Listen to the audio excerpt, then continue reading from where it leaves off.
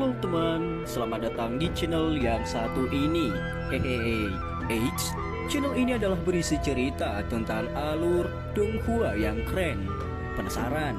Yuk segera langsung markiden, mari kita dengar. Tapi sebelum itu, jangan lupa like dan subscribe-nya ya. Battle Through to Heaven.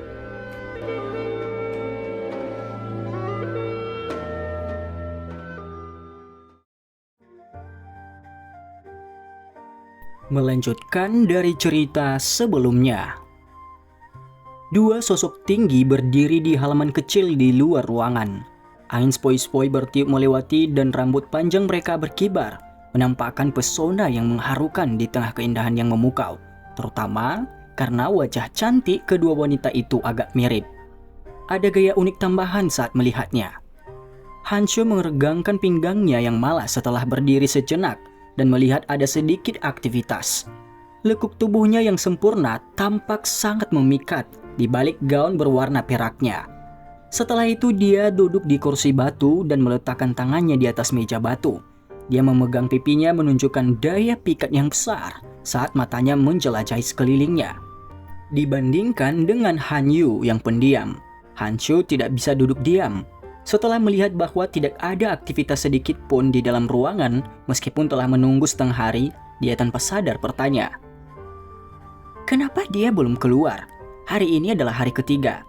Ayah dan yang lainnya semua bersiap untuk menuju ke panggung batu langit," ucap Hanshu. "Kenapa kamu begitu cemas? Tenang, mengingat pemahaman saya tentang dia. Dia bukan tipe orang yang punya masalah tepat waktu. Karena dia telah setuju untuk membantu, tidak ada hal yang bisa terduga yang bisa terjadi." Han Yu menutup mulutnya dan dengan lembut tertawa ketika dia melihat adiknya yang biasanya dingin dan acuh tak acuh bertindak dengan cara ini. Hanshu menghentikan langkahnya yang mondar-mandir ketika dia mendengar ini. Dia hanya terdiam beberapa saat kemudian sebelum tiba-tiba bertanya, "Kakak, apakah menurutmu ada sesuatu yang bisa terjadi padanya? Dia menderita luka yang sangat serius ketika saya menjemputnya di gurun saat itu. Dia bahkan tidak memiliki kekuatan untuk bangun," ucap Hanshu. Hanyu terkejut. Dia mengangkat kepalanya sedikit dan wajahnya yang cantik dengan serius memandangi wajah cantik Hanshu, di mana benang pesona hadir di tengah dinginnya. Sepertinya ada sedikit kekhawatiran tentang itu juga. "Kakak, apa yang kamu lihat?" Hanshu tanpa sadar berbicara dengan sikap kesal saat dia ditatapi oleh Han Yu. "Shu'er, apakah kamu telah jatuh cinta pada Xiaoyan?" Han Yu ragu-ragu sejenak sebelum tiba-tiba bertanya. Kemerahan yang membara segera melonjak ke wajah cantik Hanshu. Ketika dia mendengar ini, dia berkata dengan sikap malu, "Kak, omong kosong apa yang kamu katakan? Aku hanya kenal dia sebentar," ucap Hanshu. "Saya hanya mencoba mengingatkan Anda bahwa Xiaoyan memang sangat luar biasa, namun sangat sulit bagi hati pria yang begitu luar biasa untuk dipertahankan oleh seseorang. Selain itu dia juga memiliki seorang gadis yang dia suka." Han Yu berbicara dengan nada serius. Hanshu sedikit menurunkan matanya. Dia menoleh dan dengan lembut berkata, "Bukan itu yang aku pikirkan," ucap Hanshu. Setelah itu dia bertanya lagi, "Apakah gadis itu sangat luar biasa?" Tangan halus Han Yu membelah seutas rambut perak cerah di depan dahinya. Ekspresi ingatan melintas di matanya yang cantik.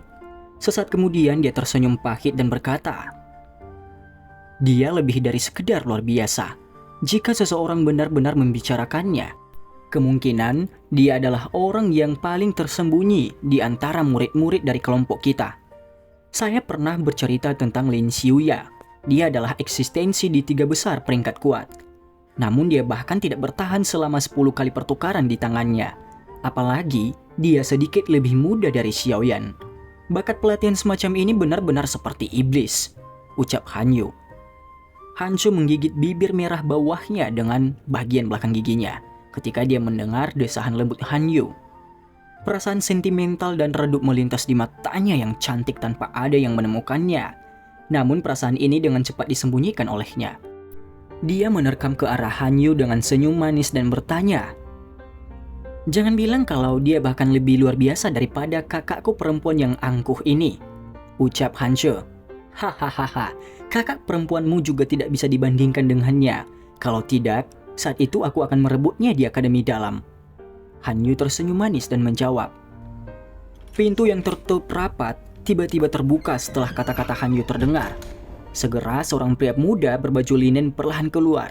Dia kaget melihat kedua wanita itu bermain-main di halaman. Kemunculan Xiaoyan tiba-tiba juga mengejutkan Hanyu dan Hanshu. Kemerahan cerah dengan cepat muncul di wajah cantik mereka. Mereka buru-buru berhenti bermain-main, mengatur pakaian mereka dan akhirnya memulihkan sikap mereka.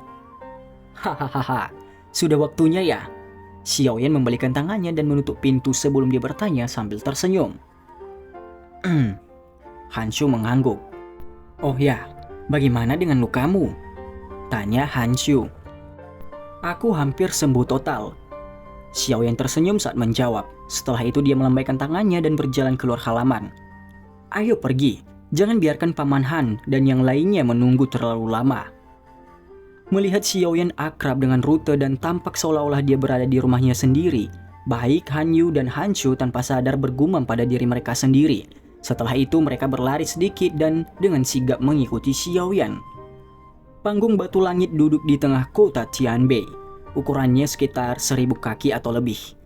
Jika seseorang memperhatikannya dengan cermat, orang akan menemukan bahwa panggung batu langit ini sepenuhnya dibangun di atas batu yang sangat besar.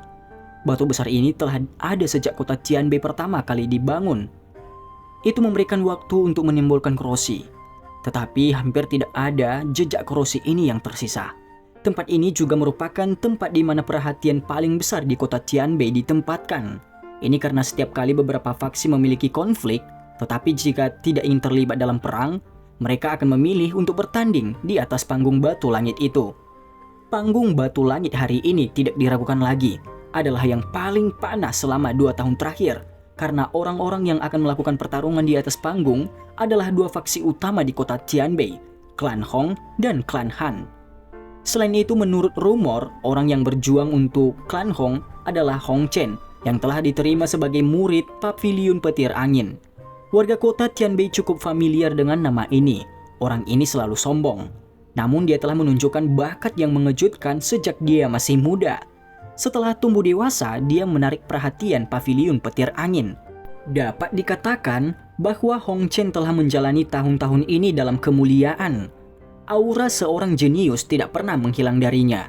Jika seseorang membicarakannya, jika Xiaoyan tidak mengalami kejadian itu ketika dia masih muda, kemungkinan jalur pelatihannya akan mirip dengan jalur Hong Chen.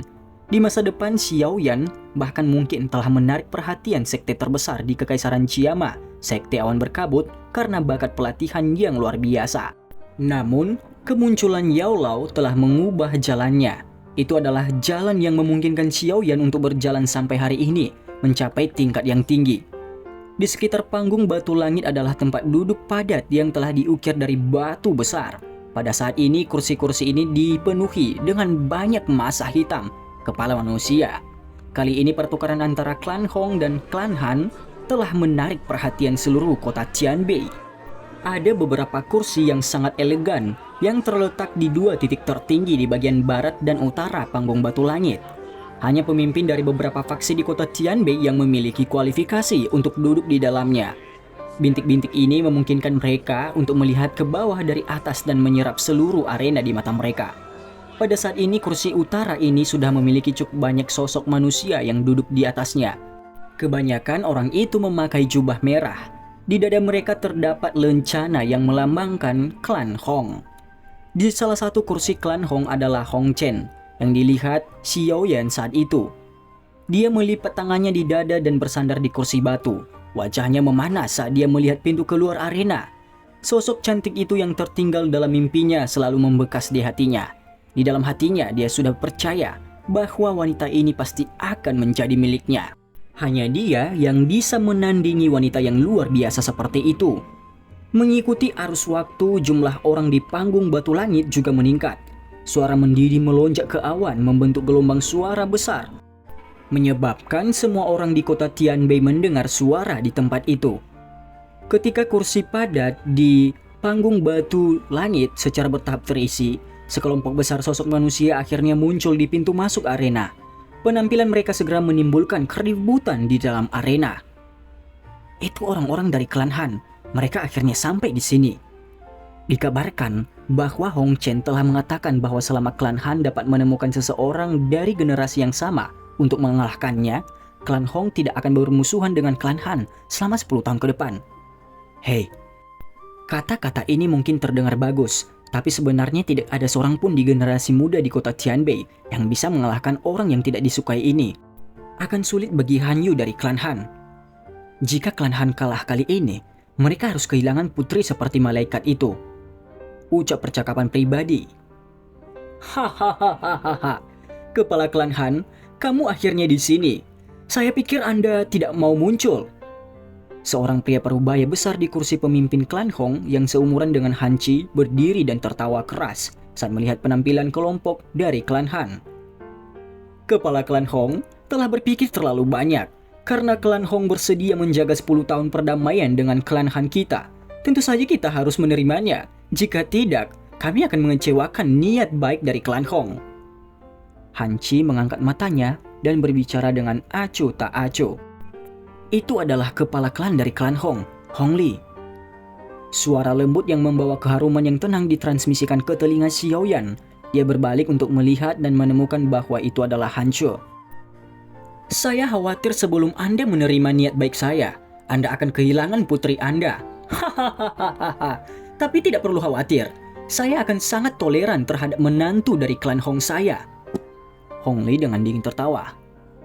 Baiklah. Jangan sia-siakan nafas kita. Saya tidak punya banyak waktu dan harus kembali ke pavilion utara untuk berlatih selama 2 tahun ini. Tiba-tiba, Hong Chen mengerutkan kening dan berdiri. Tubuhnya bergetar dan raungan menggelegar terdengar. Tubuhnya muncul di panggung batu yang luas di bawah dengan cara seperti hantu. Tatapannya sombong saat dia melihat ke arah kursi klan Han dan berteriak. Tidak perlu bertele-tele. Kita akan berbicara setelah kita bertarung. Siapa yang akan menghadapiku? Ucap Hong Chen. Tatapan seluruh tempat langsung beralih ke tempat kursi klan Han berada setelah mendengar teriakan Hong Chen ini. Akhirnya mereka tetap di Han Yu. Tampaknya dia adalah satu-satunya di antara generasi muda dari klan Han yang memasuki kelas Do Huang. Han Yu hanya tersenyum manis saat dia berada di bawah fokus dari semua mata yang hadir. Dia segera menggelengkan kepalanya sedikit dan jarinya yang halus menunjuk ke suatu tempat di sampingnya. Suaranya yang bergerak dengan jelas bergema di seluruh arena. Lawannya bukan aku, tapi dia. Tatapan yang tak terhitung jumlahnya tiba-tiba bergeser. Akhirnya mereka berhenti di depan seorang pria muda yang tidak dikenal di kursi klan Han, yang mengenakan pakaian linen biasa. Semua orang langsung tercengang.